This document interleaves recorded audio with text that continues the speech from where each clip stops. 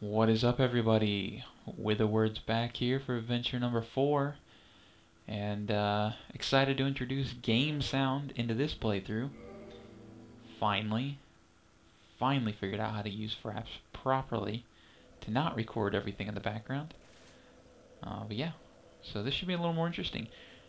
We're at the Undead Asylum, if you remember from the last video. Everything's cleared, we're getting ready to leave. If you quit the game and you're loading back in like I am, you'll notice that the floor in the middle of the room has returned. Don't go back into the middle. It will fall again, and you'll have to run all the way back up. Save yourself the time and just go around the edges. I see me pulling a few running back moves there to get through the crowd. You just want to run straight to the end. You don't need to fight anything. Just get through there. Get on up to the giant crow. And once we're out of the Undead Asylum here, I'm going to mention something that I hadn't talked about before, but which I'm finding a lot of new players don't know and can be very helpful if you don't. When you're blocking with a shield, if you hold the shield up to block, your stamina rate regens at half the average speed. As you can see here, I'm showing you when you first get back from Undead Asylum, don't step off to the right. You'll fall. The nest goes out over the edge there, and more than once I have fallen down there. One time killing myself by doing so. So this is my warning to you from someone who has done it many times. Don't step off that edge. But yeah, once we're gonna rest here, get a little level up. I think. No level up. We don't have enough souls to level up. We're getting up there in level here, and the soul cost is getting pretty expensive.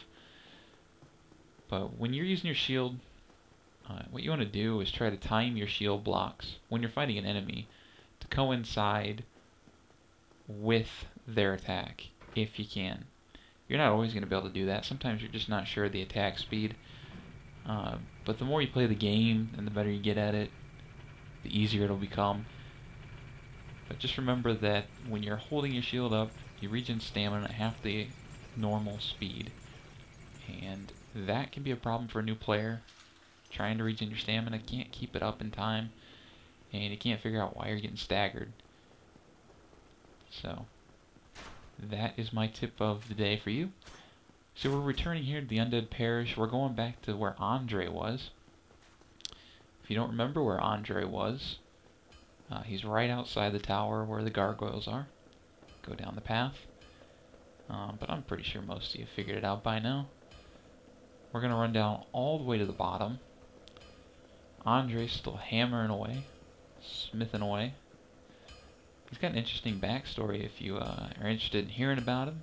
I'm not going to tell it because, well, quite frankly, this video is barely filled up as it is, and if I were to add any more, it would be quite a bit longer. So we're going to keep going straight here. And as you can see, we're coming out into a wooded area. This is called the Darkroot Garden, I believe? Darkroot Garden or Darkroot Basin. Should tell us here in a second. These tree, I think they're called Ents. These tree men, there's 5 of them along this path. They'll come up and they can be kind of hard to see if you don't know what you're looking for. They blend in pretty well with the scenery. Darkroot Garden. There we go. So you want to take it slow when you're going through here for the first time, so you learn where all the enemies are, what you're looking for. You also want to make sure that when you kill these guys, you loot their body. I will repeat, loot their body. All of the Ents out here can drop the blooming purple moss. This is perhaps the most important moss in the game. In fact, I think it's the only important moss in the game. I don't even think you need the red and the regular purple, personally. But you really do want to get as much as the blooming as you possibly can. And obviously you're not guaranteed drops. If you're going into Blighttown later and you're paranoid about getting toxic, which is a very dangerous stat, it's not a bad idea to return here and see if you can't farm some blooming purple moss. But that's up to you. And we'll go over Blight Town when we get there. Alright, when we get here, do not go down the right. See what I'm doing here? This is a hidden door. If you're playing online, odds are there's some sort of soapstone sign in front of it warning you. If there is, go ahead and give that soapstone an upvote. Be nice. But if not, if you're playing offline, you're going to want to kick that door down and get that fire there. This is going to be useful later on, because I'm going to be doing a homeward bone a couple times. I'm going to kindle it here. So you can see right outside the bonfire, there is a huge door. We can't open that door. We need a key called the Crest of Artorias. The only way I know how to get the crest is to buy it from Andre.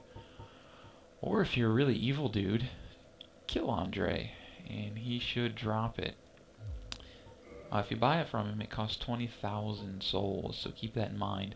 But it is actually a very useful shortcut. And when I come back here to do the last part of Darkroot later on, I might end up buying it. One, just to show you how to get through, and two, because it really is a lot quicker. But we'll see about that when we get there. Alright, now watch what I do when I come to this room here. If I were to pick up that corpse in the middle there, without killing these tree ants at the side, I would trigger all three of them to jump up at once. Now, if I had my melee build, that wouldn't really be a problem. But since I'm using this just awful hammer, that honestly is just the dumbest weapon in the game, and I'm really mad that I have to use it. And I'm doing it for the sake of you new players out there, but there might come a point where I get too frustrated and just switch out. But if you're new to the game, or if you're like me using a crappy weapon that you're really not used to, kill those enemies before you pick up the item. But keep in mind, if you return to the bonfire, or say you die and need to run back, they will have respawned, all three of them, and they will be active. So you will have to kill them again. Just keep that in mind if you're running through. Maybe not even a bad idea to wait to pick up that item until later. That way they stay down as long as you can. I'm killing this tree here that reveals a secret path. If you're new to the game, in fact, most players, even if they're not new to the game, want to go down this path, because at the end of it is a ring that is very, very useful, especially if you're running like I am with very low poise. If you're running with low poise, you notice I get staggered almost immediately when I get hit. That's because I have 0 poise at the moment. The ring at the end here, which is called the Wolf Ring, will give me, I think, roughly 30-some poise. I think it's about 1 hit worth of poise. Maybe 2 if it's a weaker weapon. But at least 1 hit, even from great swords, I believe. And I may be wrong on that. I don't get hit often by great swords, but I believe it's 1 hit. This is very useful if you're new to the game and you're getting hit by mobs. You know, you're trying to time your parries, but you're still working it out. Having high poise can let you take those hits without getting just wrecked. It'll keep you from staggering. See, I'm going to point forward there. There's a stone guardian over in the corner there. I went to the left for a reason. If I go to the right, he will aggro around the same time that these guys jump up. And we don't want that to happen. 4 of these guys jump up at once, and you're going to see me. You're going to see me die here. This hammer is going to get me killed many more times in the future, I think. And I may have to switch it out, just so I stop dying so much.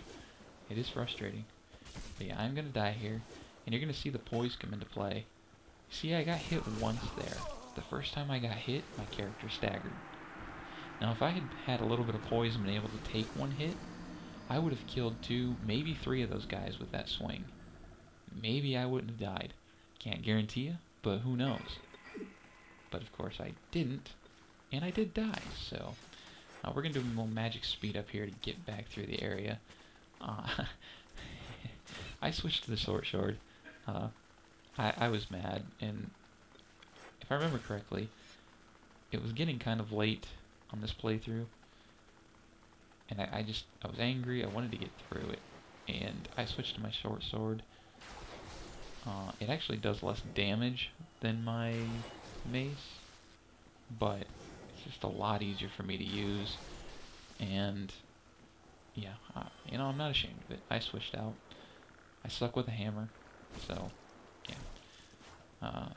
See, the moveset for the short sword is really nice. Nice and quick, doing almost no damage because one, I have no points in strength, and I have barely enough dexterity to wield it, and two, because it's unupgraded.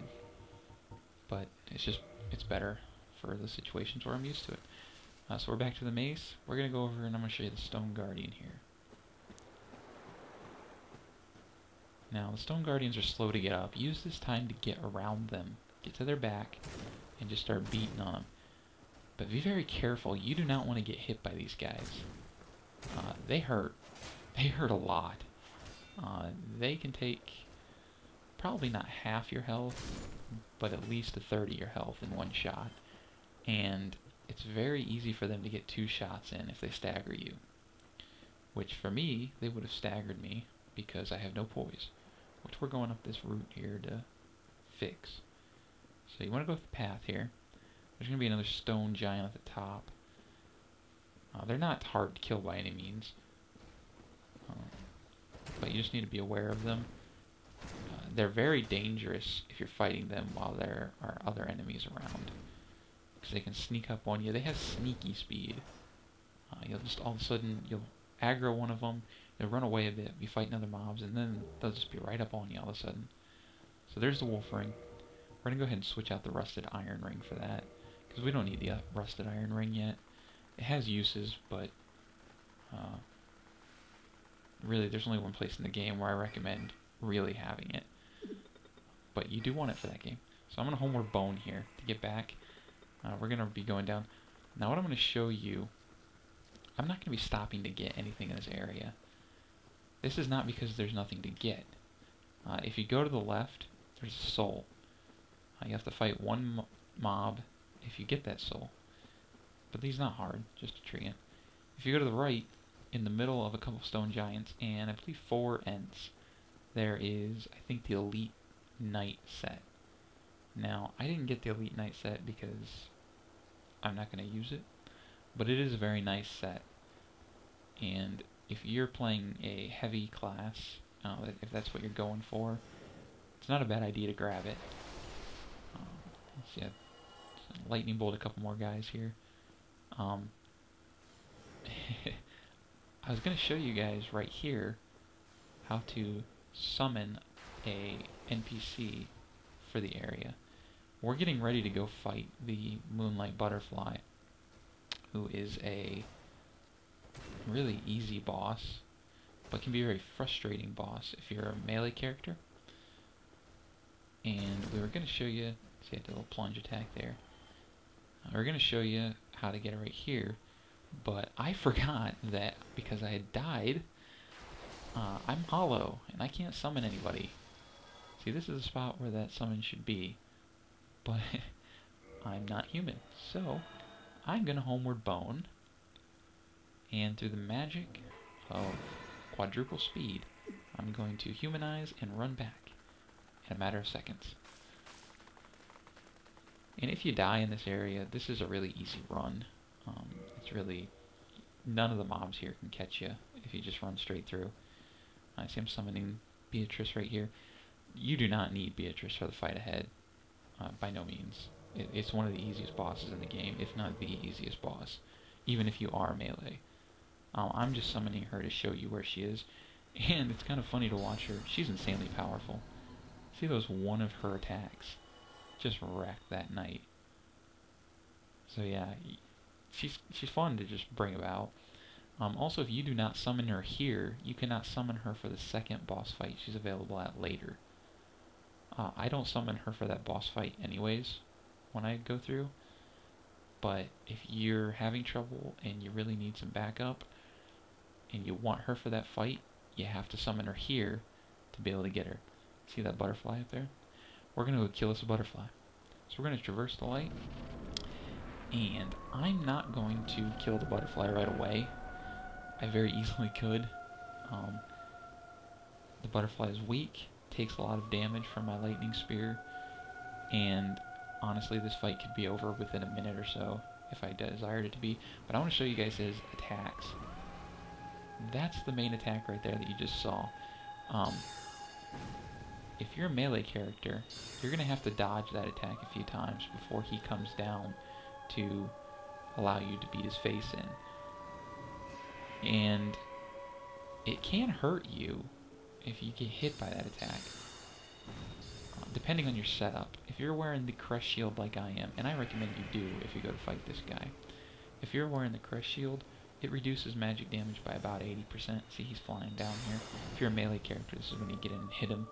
You want to give it all you got, hit him as hard as you can, but when that starts to happen, when he starts to gather energy, get out of there. As you see, which Beatrice did not. But if you have the Crush Shield, and if you're following the little path I've laid out here, you should. You'll want to wear it for this fight, no matter what class you are, whether you're melee or not. If you don't, his magic attacks can hurt quite a bit. But if you do, those magic attacks really, they don't do anything. And you can block nearly all of the damage that they do apply. But that's up to you. As you see, when I actually did buckle down and start fighting, that fight was over within a matter of seconds. So, he did drop the soul of a moonlight butterfly. Boss, I'll take a second here to explain boss souls. Run up to the top of the tower when you're done. You want to get the items up here. But boss souls in Dark Souls are special. For one, most of them are worth a lot of souls. Some of them worth upwards of 20,000. Not the Moonlight Butterfly. The Moonlight Butterfly is only worth 1,200. I don't recommend you use it, even if you don't plan on getting the weapons later, because you can get the weapons for the achievement. But you can use boss souls. I believe every boss soul, except for one in the DLC, to make a weapon. And how you make a weapon is, we're going to do a little speed up here and get back to Andre, because we're going to give him that Divine Ember that we just picked up, and I'll explain that in a minute. But boss weapons,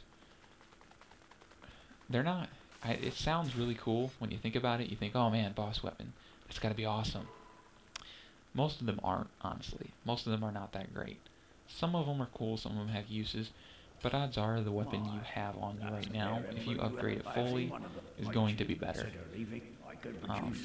And we'll go over how you use those boss souls later on. You see, we're giving him the Divine Ember here. When we get some green Titanite shards, which we don't have right now, we'll be returning here to upgrade my mace to a Divine Mace, so that it can actually do some damage based on my build. But we don't have that right now. And we'll use the modify equipment slot to do that when we come back. You see it up top there. But for the moment, we're not going to. But boss souls, I recommend holding on to them, even if you don't plan on making the weapon to use, because you need them for the achievement. You only get them once per run through, and barring a couple of the souls, most of them don't give you that many souls on turn in. So my suggestion would be to hold on to them.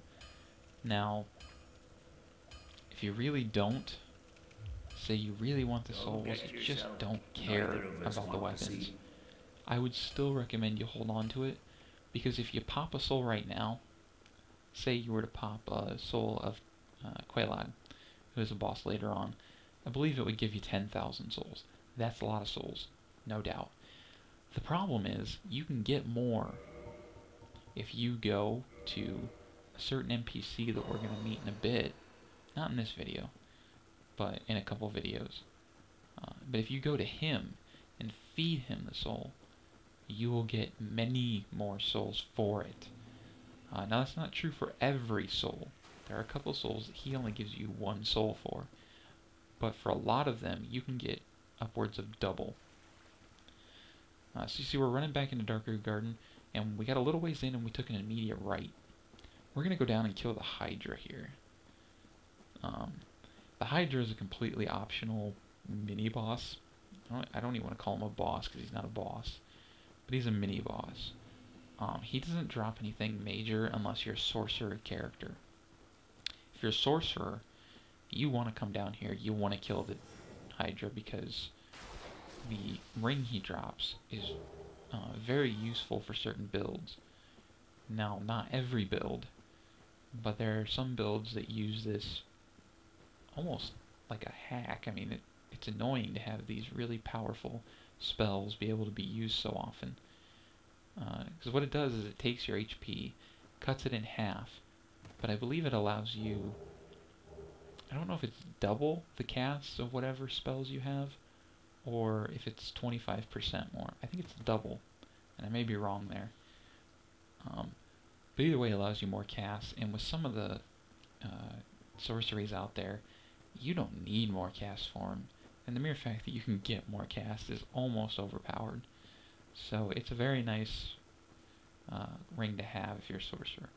We're going to kill him anyway, even though we're not, just because we're going to show you how to do it.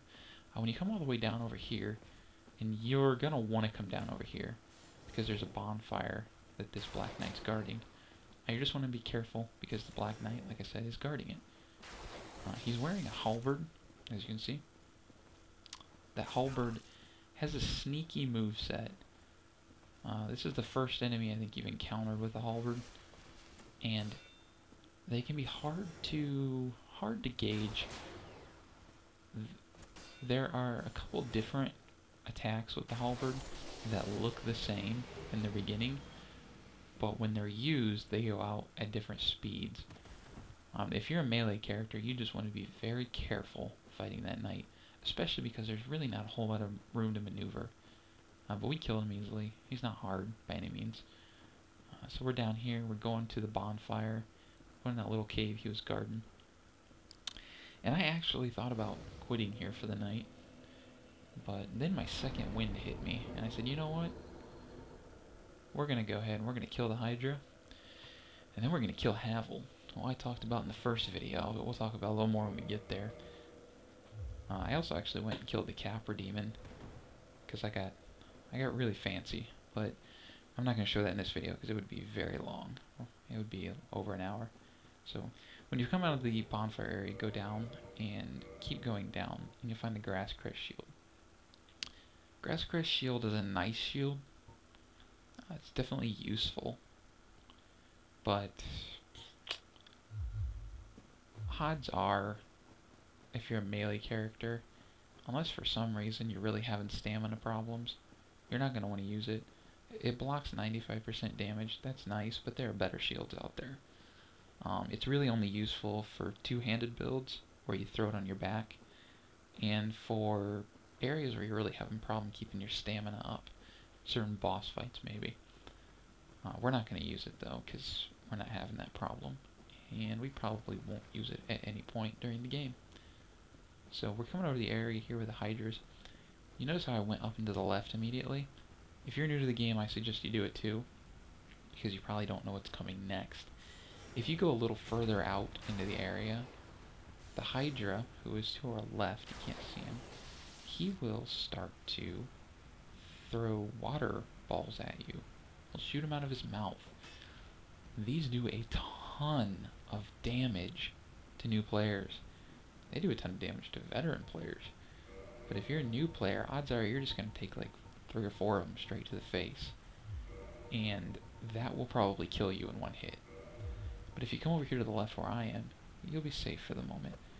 See, I got some throwing knives here. I don't know what I was thinking. I thought maybe it would hurt them a bit more, and it did.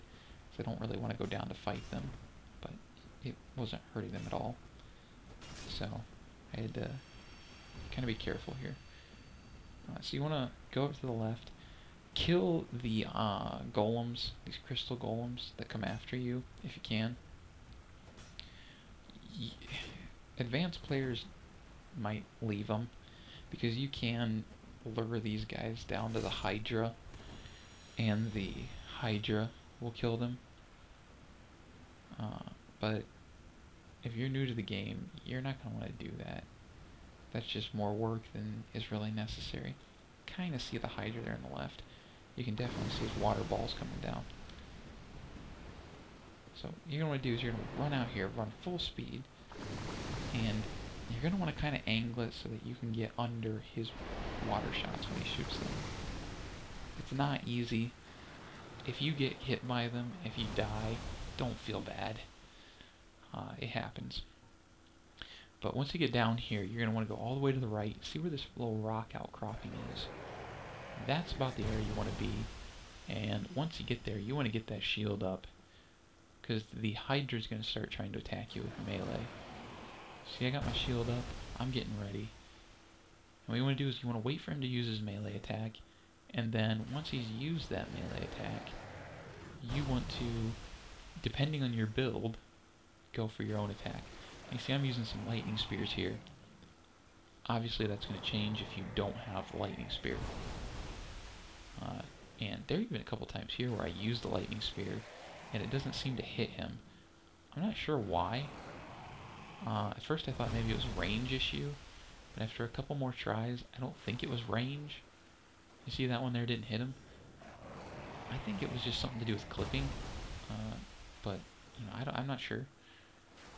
If you're a sorcerer, you know, you'll want to, yeah, there, see, there it goes again. I'm not sure what happened there. But if you're a sorcerer, you'll want to come out here, fire a couple sorceries off, then make sure that you get back in time to get your shield up. If you're a melee character, you're going to have a harder time.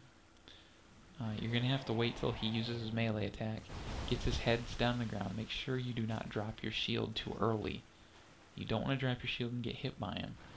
You want to make sure that you've not been hit, then two-hand your weapon and start wailing away on the nearest head. Now, when the final head is up, and this isn't 100% sure because it can change depending on what head you manage to kill first. You see, if you're too far away, he'll use his water attack. You want to stay up close. But depending on what order the heads are killed in, more often than not, the last head standing is the far, far right one. This head can be incredibly frustrating to kill, because what it'll do is it'll come across its body. Now, I think I got lucky and killed it with a lightning spear earlier. I don't think it's alive anymore. But if you're melee, odds are it will be alive. And when it goes across its body, it can lead you to an easy death. Because right in front of me, and you probably can't see it on the video because it's just a little too dark, but right in front of me there's actually a ledge. And when you're playing the game, you can see it.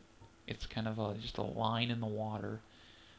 And if you step over that ledge, you fall down and you're dead. I did that like twice my first playthrough. Didn't realize it until the second one. But if you are down to the last head for the Hydra, see there's a knight set here.